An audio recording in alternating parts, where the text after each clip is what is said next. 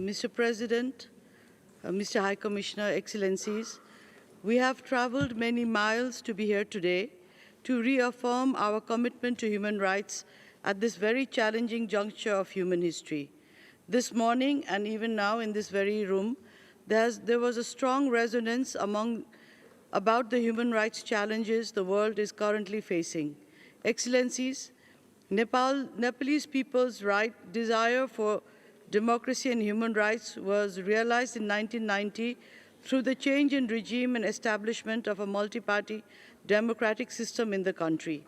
The Constitution of Nepal further institutionalized our unflinching commitment to protecting human rights for all, irrespective of gender, ethnicity, religion, or any other grounds in 2015. Nepal's current constitution provides the total range of economic, social, cultural, civil, and political rights as fundamental human rights. Further, the Constitution provides extraordinary jurisdiction to the courts in enforcing these fundamental rights. Thus, Nepal is one of the trailblazers in the protection and promotion of human rights. Mr. President, despite all these guarantees, the people of Nepal now increasingly face additional human rights challenges posed by anthropogenic climate change and the invasion of the private sphere by digital technology. The current government of Nepal is comprised of two experienced political parties with a long history of struggle for the establishment of democracy and human rights of the Nepali people. Nepal continues to uphold the Universal Declaration of Human Rights and remains constructively engaged with human rights instruments and mechanisms.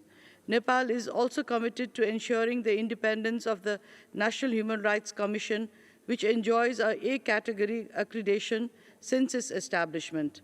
Nepal upholds press freedom and has a vibrant civil society with community groups, human rights defenders, and the media as key partners in advancing human rights and inclusive development. A significant leap forward for human rights in Nepal has been the constitutional guarantee of one-third representation of women in the federal and provincial parliament and 40% representation in the local government. Additionally, access to justice has increased at the local level by the agency of judicial committees, which are led by elected deputy mayors, mostly women. Similarly, the mandatory inclusion of minority groups in political bodies at all levels has ensured human rights for all. Mr. President, in our attempt to scale up commitments, we have initiated the ratification process for the ILO Convention on Freedom of Association. Early this month, Nepal presented its 7th periodic report to the CEDAW committee. Nepal is also implementing the recommendations received in the 3rd cycle of the Universal Periodic Review. Nepal has been traveling that extra mile in fulfilling its human rights obligations by adopting periodic human rights action plans since the last 2 decades.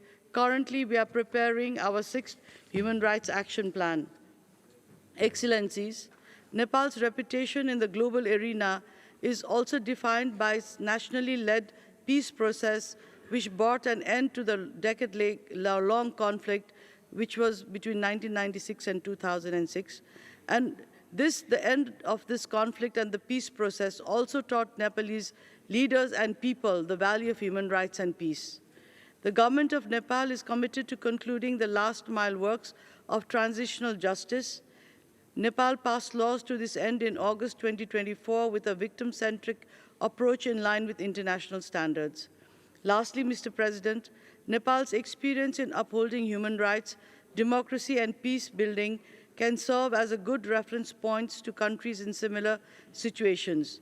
We are also seriously taking a lead in ensuring climate justice and are going to organize a dialogue entitled Sagarmatha Sambad, means the Everest Dialogue, on the topic climate change, mountains, and the future of humanity. We would like to invite all of you to participate in this event in Kathmandu in May.